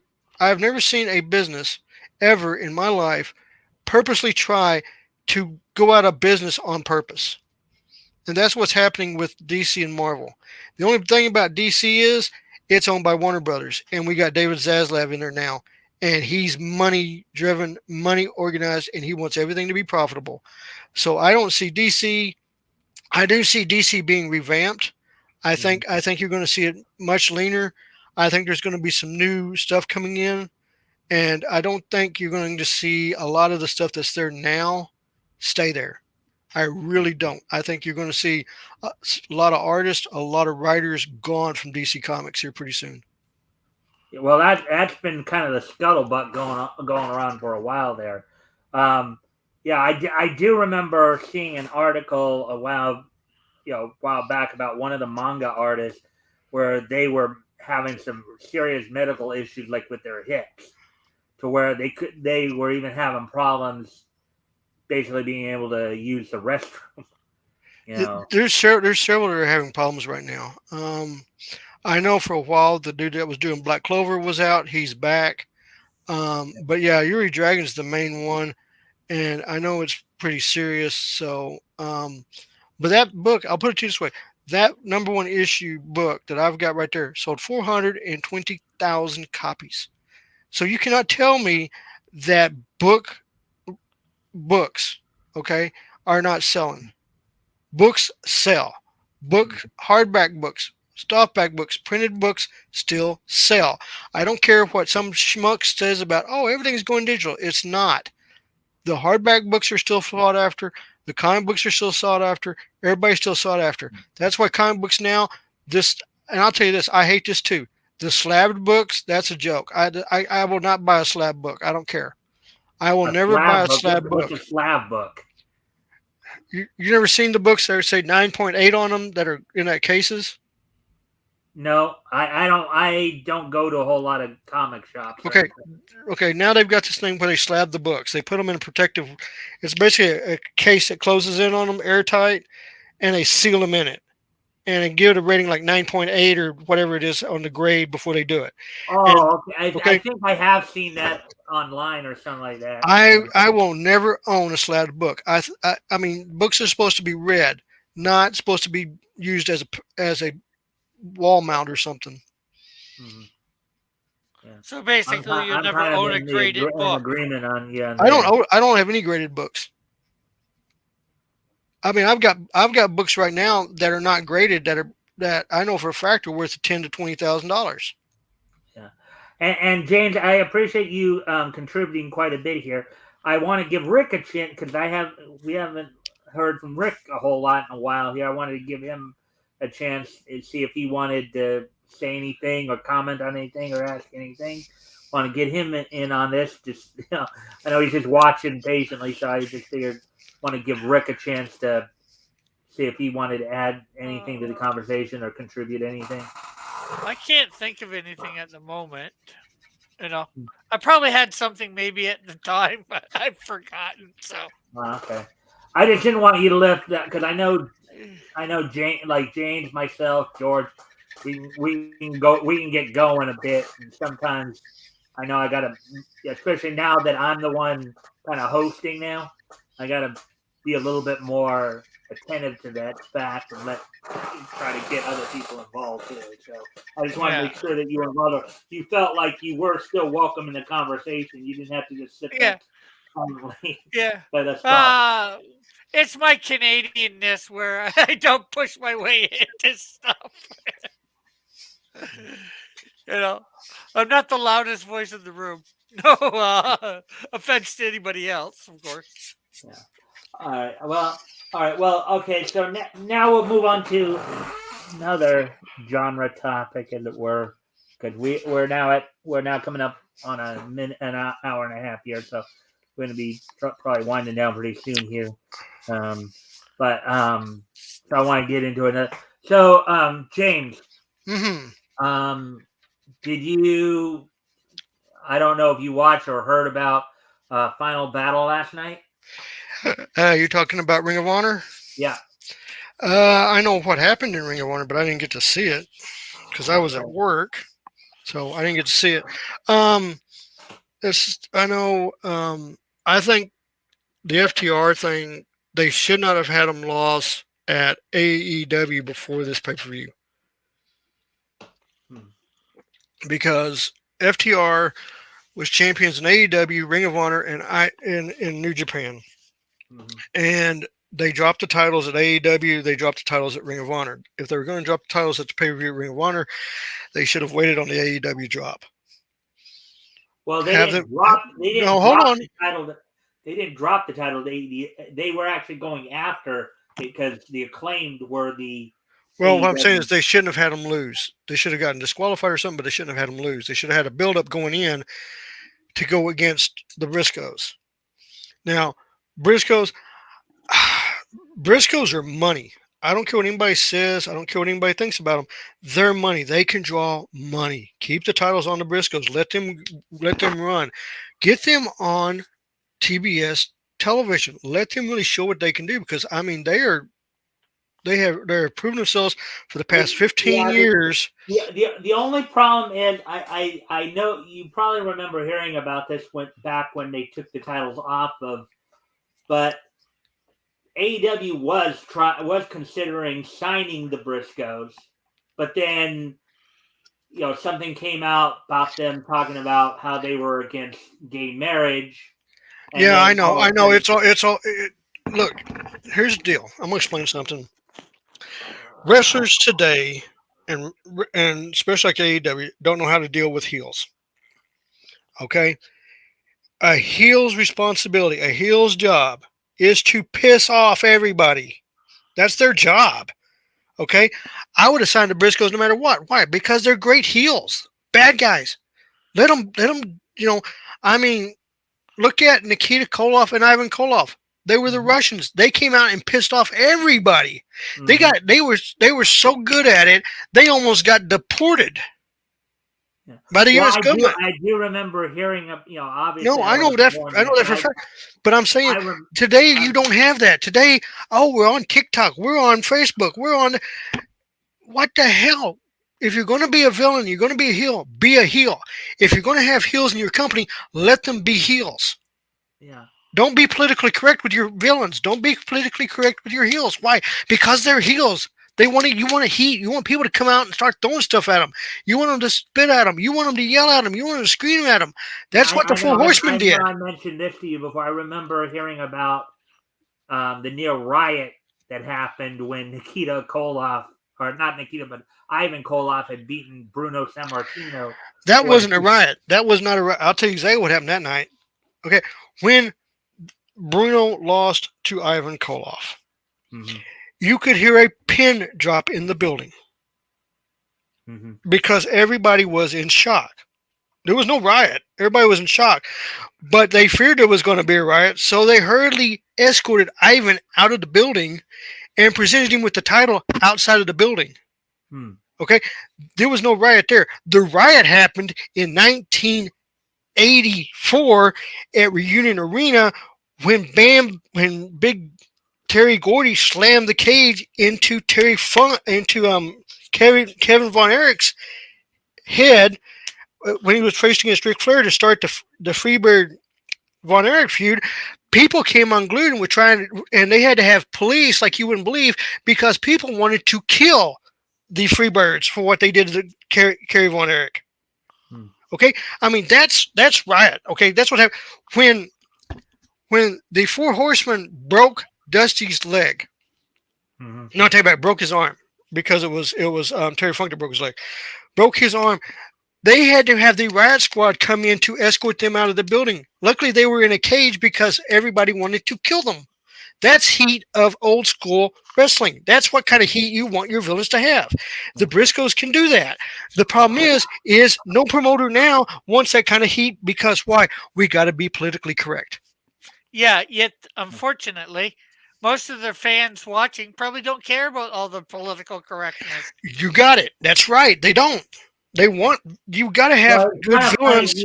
How you talk about how you feel that AEW doesn't know how to book heels, yet in both right now.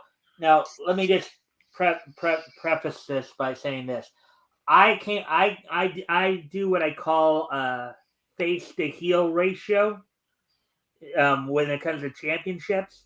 So I keep track of who's holding the championships if they're a face or a heel. So, and I do that by doing like a face heel ratio, much like a win-loss record, right? So right now in Ring of Honor, with what now? Here's the kicker. I expected that many titles to change, but only I got all of them, but two of them right now. I'll explain that in a moment. But anyways, so in Ring of Honor, the face to heel ratio is 2-4 now, where it was 3-3 before. And then in AEW, it's 3-5 right now. You know, you have three faces, so they have actually more heels Okay, as champions. Now, I know that Mike, might not have anything to Mike, do with. do you understand how they choose a champion? Do you know how they choose a champion? Well, Several I different don't know ways. the actual. I know it Sometimes does the have one nothing to wants do to with quit. how they're marketing themselves. I know No, that much, but in terms no. of the, oh, I'm gonna explain how they do their champions. Okay, you can sit and you can watch wrestling, but you need to go live to see what the audience does. They pay attention to the audience. Who's getting the biggest pop? Whether it's boos or yells or whatever. Is it consistent? Are more people, if I put this person's name out there, are more people going to come into the arena to see them? Is this person bankable enough that he will be or she will be at everything I need them to be at? Are they loyal enough to show up all the time? And when they show up, can they draw money? Okay? It doesn't matter if they're a heel, it doesn't matter if they're a babyface. mhm. It is who's the hottest guy you got right now, who's bringing the money. And if your champion and you have is a heel and you have a baby face, and you don't want to just send the baby face out and face him. You want the baby face to continually go and go and go and go. And you want to build it up over time to where it builds up to this big. I'm going to tell you exactly when to do this. 86 was 86. Yeah, I want to say it's 86 or 85. Great American Bash. Dusty Rhodes, Ric Flair. When they when The they took tour. You're talking when they about the took the tour. title. What? Are you talking about the Great American Bash tour? When they did the Great American Bash tour, it wasn't until the last one that Dusty finally got Flair, beat Flair clean, and took the title. Right. The reason, and you understand, there's reasons why things are done. Okay, and everybody looks. You got to look at who you're doing. I'm going to take New Japan Pro Wrestling. Jay White. Jay White has the title because he is a fantastic heel. And the Japanese people love to boo him. They hate him. They despise him. They want Okada to have the title. He's the villain. He's the evil. He's the leader of the Bullet Club. He's bad guy. He's Gaijin. Makes perfect sense to build up to your biggest pay-per-view, biggest event, Wrestle Kingdom, that's coming up in January. Yeah, that's what you want to do. Same thing if you had a babyface. You want the biggest heel you can come up with to cause the most all the way Yeah, up I to mean the that, pay per that view. makes sense. I think we were seeing a lot of that in the latter part of the year here with Chris Jericho's run as Ring of Honor. That's champion. exactly what they did. You have to understand something about Chris Jericho. Chris Jericho is a wrestling icon. He has been around for 30 years. Mhm. His mental capacity when it comes to wrestling is outstanding. He wrestled in Japan. He wrestled in Mexico. He just didn't stay here in the States. So he knows how to draw money. He knows how to piss off fans. Well, He knows how to get his fans. training pedigree is pretty good too, considering he was trained by the Hearts. He's another guy who came out of Okay. the Heart Dungeon. Well, what I'm saying is, when you look at a character that can draw money anywhere he goes, you have a character that can build. You have to. The other thing about a champion also, he's got to make his opponent look like he's the greatest thing on God's green earth, no matter how bad he is. Okay, it's not just being in the ring with somebody. You got to make. If you're going to lose to somebody, you got to make him look like the most badass, toughest sob on God's green earth to lose to. Yeah. Because Now, there's a now, lot of now, stuff that goes into a champion. yeah. Now let me go back to the Ring of Honor titles for a moment because I was kind of amazed because I was mostly accurate. It was only on a couple of the titles. Like, okay, I felt like they were going to put the title back on Claudio because from everything I've been hearing, they've been wanting to end the whole angle with the Blackpool Combat Club. And they want to basically move the two factions on to other things. So, so like the peer champ, I knew that the peer and I had a feeling that the peer and the heavyweight champ world title were going to be changing hands. I felt also that the women's title was going to be changing hands because ever since her heel turn, Athena's been getting a lot of heat lately. The only, and then I also felt like with the embassy having a good run recently, I figured they were going to win the 6-man title.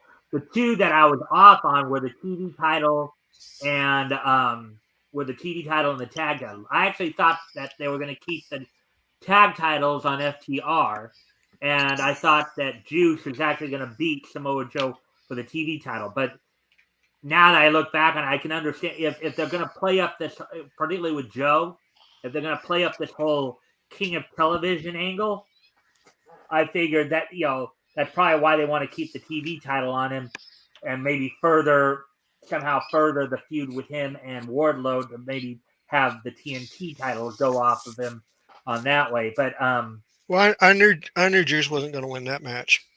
I knew he wasn't. You know why?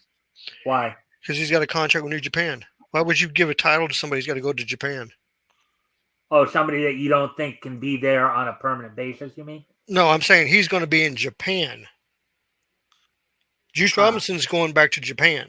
Yeah, basically. So why would you put your title? Why would you put your title permanently? Why would you put your title on somebody who's going to be in Japan? Just like Lance Archer. You know where Lance Archer's been for the last couple months? Japan. Japan. Yeah. So why put a title on somebody who's not going to be on your television? Yeah. That's the other thing. I get just it like now. with I FTR. didn't know that before, though. Jim. Yeah. I didn't. Just like FTR. FTR has to go to Japan. So why not drop the Ring of Honor titles before they go to Japan? Well, I was a little surprised, though. Okay, under different circumstances, with that reasoning, what you just talked about, if I'd known that, I could see it. I was a little more surprised that they put the belt on the Briscoes. I wasn't. Because the only reason is because earlier in the year they weren't going to sign the Briscoes to AEW because of the whole PC BS. But we're not in AEW. Took the titles off in the first place. We're not in AEW. We're in Ring of Honor, and the Briscoes are a staple of Ring of Honor. They have been in Ring of Honor for decades. Also in working with and I did hear from what I heard in one of the headlines that I guess at the media scrum, Tony Khan did reveal that Ring of Honor would be getting its own weekly television show pretty soon here. But even in that, depending upon who they are able to get that weekly TV show with, if it's somebody like TBS or TNT, are they going to still want to do that if the Briscoes are in it, considering the whole PC? Okay. Ring of Honor is not AEW. Ring of Honor is going to play their heels like heels. The Briscoes know how to do it. And it's good money. It's good drawing. And it doesn't matter about PC. What it matters about is how many people turn in to watch. That's all that matters. If the Briscoes... Hold on. If the Briscoes, even if hated, people turn in to see if they get beat and it pulls a good ratings, they'll keep the Briscoes. Okay? This whole notion about PC the PC community does not roll over into the wrestling community. Okay, there's a big difference. Okay, same thing with the NWA and everybody else. PC communities stay away from wrestling. They see it as a downgrade. I can't believe you're watching wrestling. How can you watch wrestling? That's what the political elites think about wrestling. They don't go to wrestling. They never have. Mm-hmm. Yeah, I mean, I do note that with AEW, it may not have been the fans themselves. It was actually the corporate people at Turner and TBS who were like frowning on the idea of bringing. Okay, there's no Turner or TBS. Okay, there's no Turner or TBS. It's Zaslav. Okay, Zaslav makes all the decisions. He's got executives. He's got his men in TBS. He's got his men in CNN. It's his men. Turner's gone. Turner hasn't been involved in years. And right now, if you want to look see what's going on, all you gotta do is look at CNN. All you gotta do is look at Well, the CNN. only reason I use Turner's because that's still the even if it's under new ownership, that's still the name of the channels. Like TBS is still the Turner Broadcasting System, and Well, TNT is all still I'm the saying Turner. is, I'm saying right now is there's a whole different ball game going on in with all the wrestling and stuff. And I mean, I was in the meeting, and when it comes to like cable television and stuff, the number one thing that's as I was looking at is their sports venues. That's NBA, Major League Baseball, AEW. They're the ones that are pulling in the big bucks for them. So why would you cut their shoes at their hamstrings when they're bringing in all this money? You don't. And Well, that's I how they. do know there's been a lot of criticism with AEW over how Tony Khan's been booking it. I know Well, there's been a it's lot real of people simple. crying You about got a how new he booked guy. the women's division, You and got it. you were just indicating how they were booking the heel, that they seem to have problems booking heels. Now, one of the things that was noted, I was watching one of the videos I was watching the other day, one of the wrestling news videos I was watching the other day.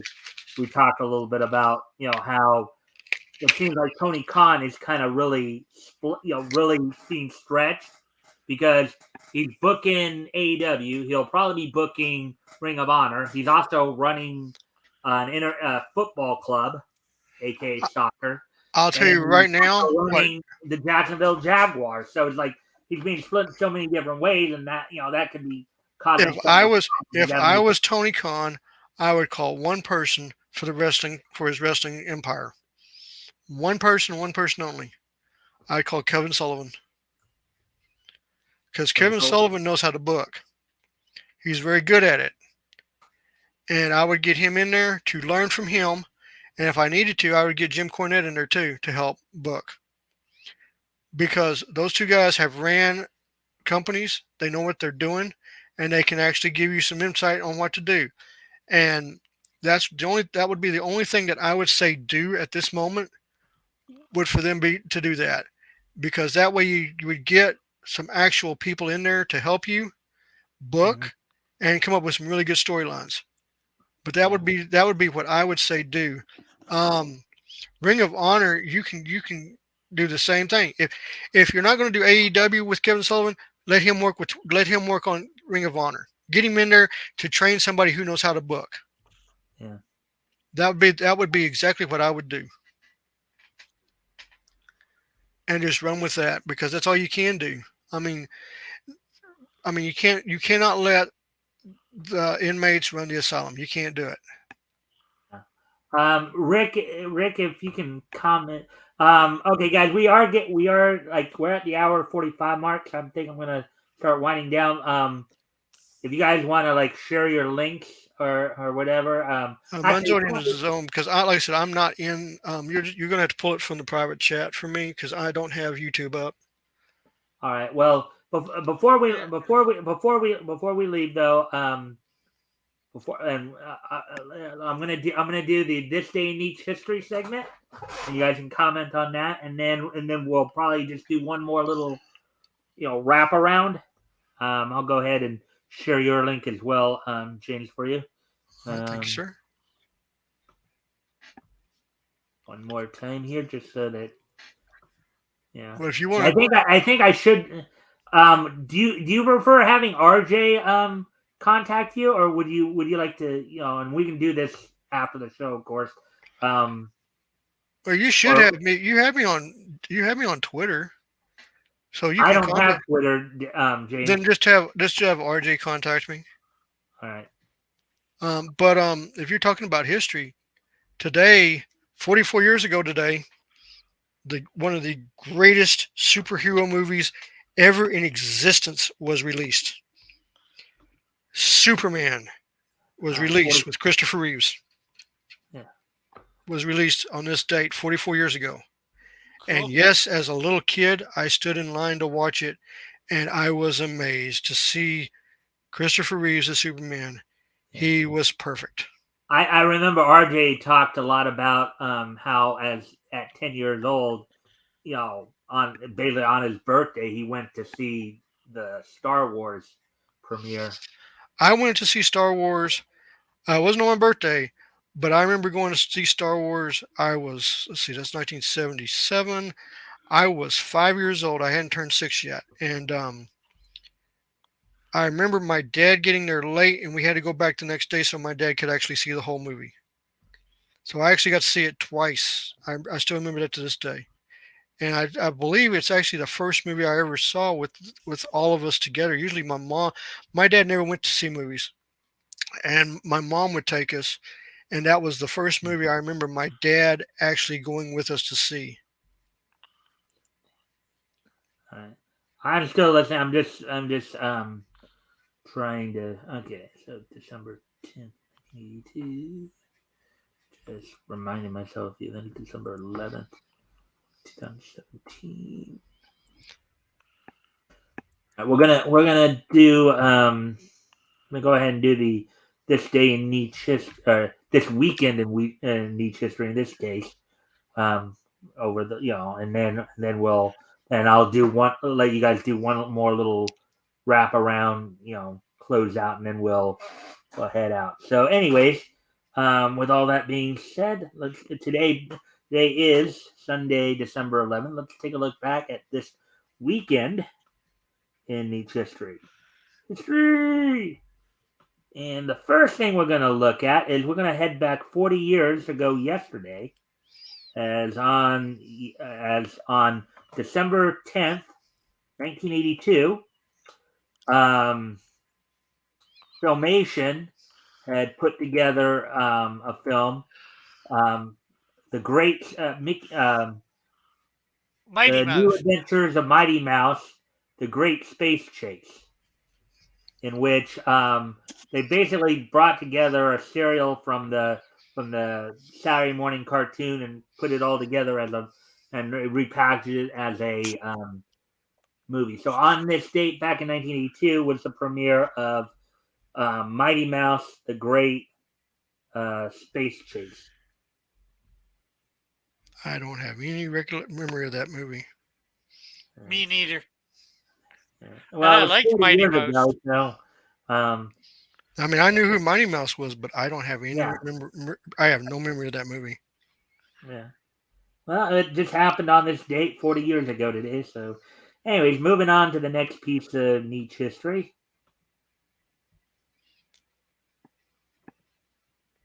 On this date, 5 years ago today, in 2017,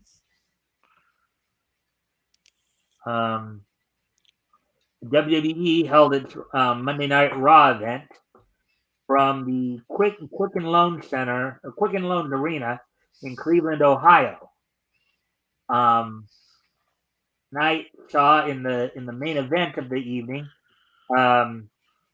a number one contendership for the WWE Universal Championship was occurred, where Braun Strowman and Kane fought to a double countout. Samoa Joe knocked out Dean Ambrose in their match. Roman Reigns retained the WWE Intercontinental title over Cesaro. And then Cedric Alexander had won a four-way match between Tony Nese, Mustafa Ali, and Arya Davari. And then the team of Absolution, the women's team of Paige, who just recently came back as Saraya, their real name in AEW, and Mandy Rose defeated Bayley and Mickie James.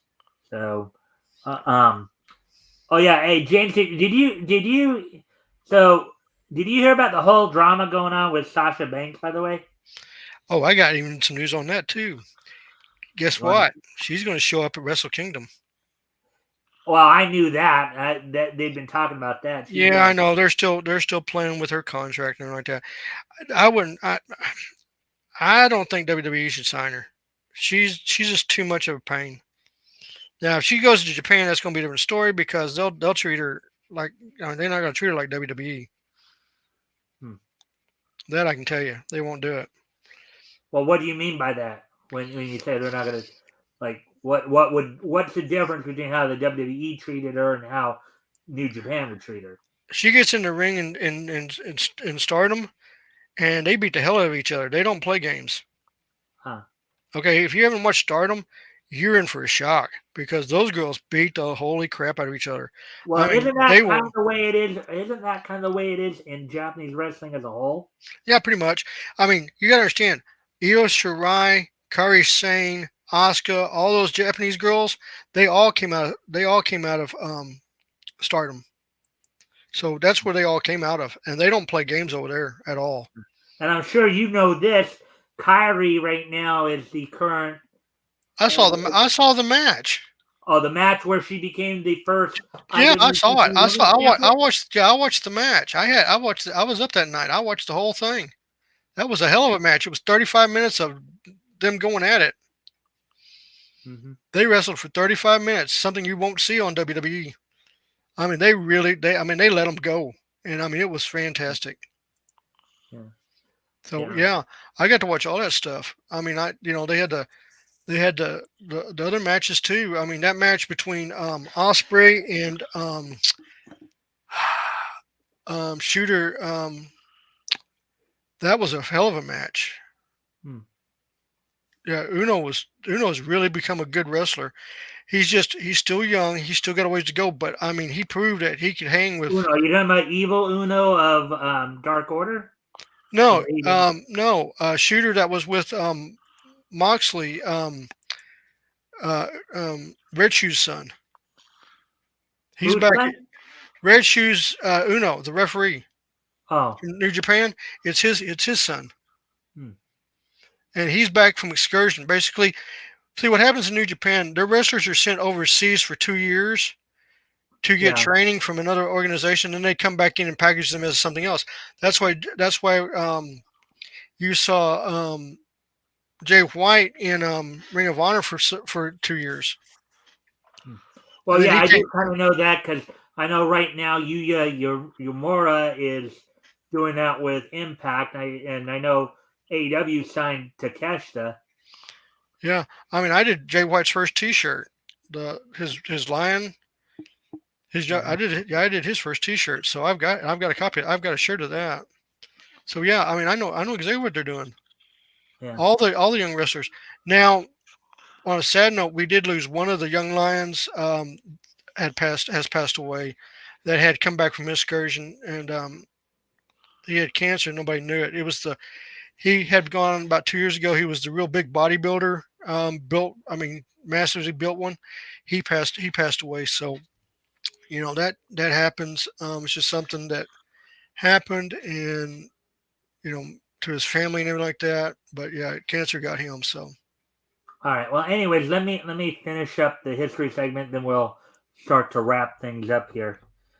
Hey, Rick, you do know that if you had anything you wanted to contribute, you know that you can Yeah. chime in. I'm not. I know a little bit about wrestling from when I watched it back in the '80s, late mid So you're not '80s. following it now like James and I are. No. All right, anyway, so the last piece of niche history here happened just 3 years ago.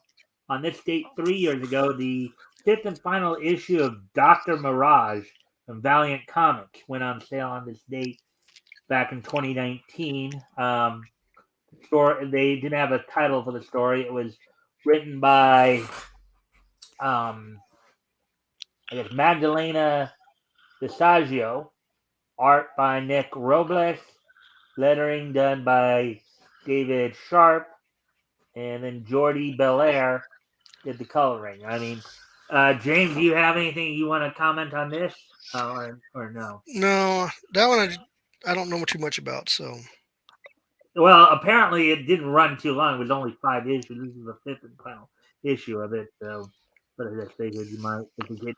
All right. Well, with that, guys, I'm gonna wrap things up here. So, what I'm gonna do now is I'm gonna give each of you guys a chance if you want to, do one last plug before we head out. I'm gonna start with you, James. Plug, your project, channel, whatever else if you want to tell everybody what you're doing in well, the I'll community. tell you what. I'll let you guys see this. What I was working on. So All right, here I'll even what I I'll gotta even I gotta do for back you. out. But so that's what I've been working on all night. Cool. Looks great.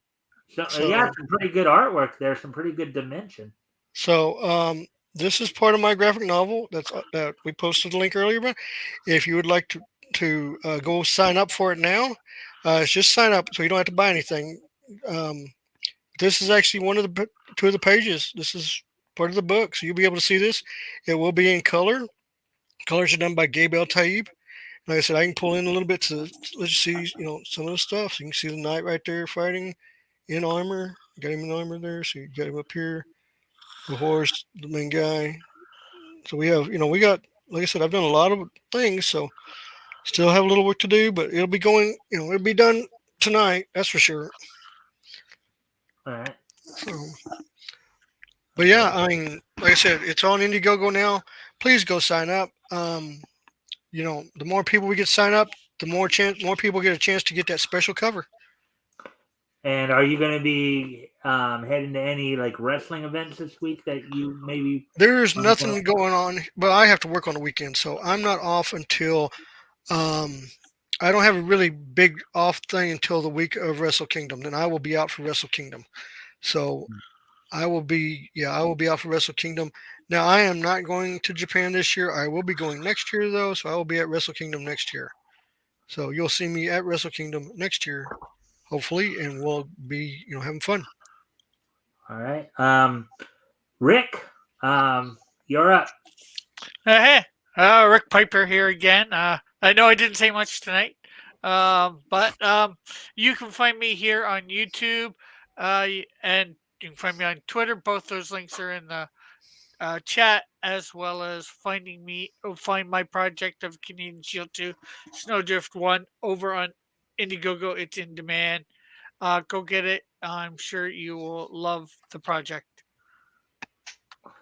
All right, and so just to let everybody know, you can catch me, of course, now 6 nights a week. Is on Sundays, of course. I'm joined by James, Rick, and of course, you guys saw earlier, RJ and whoever else we bring in for our weekend edition for our panel discussion on all things niche.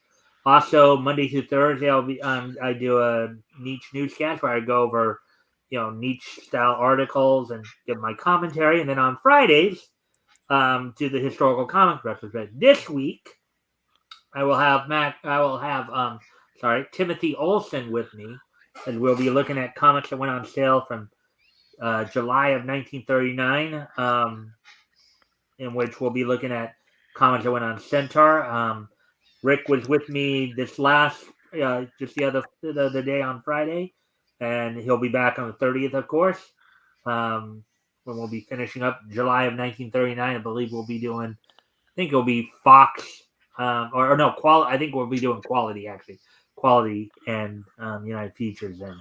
So I look forward to that. So I hope everybody enjoyed the show tonight, and I thank you guys for being here tonight.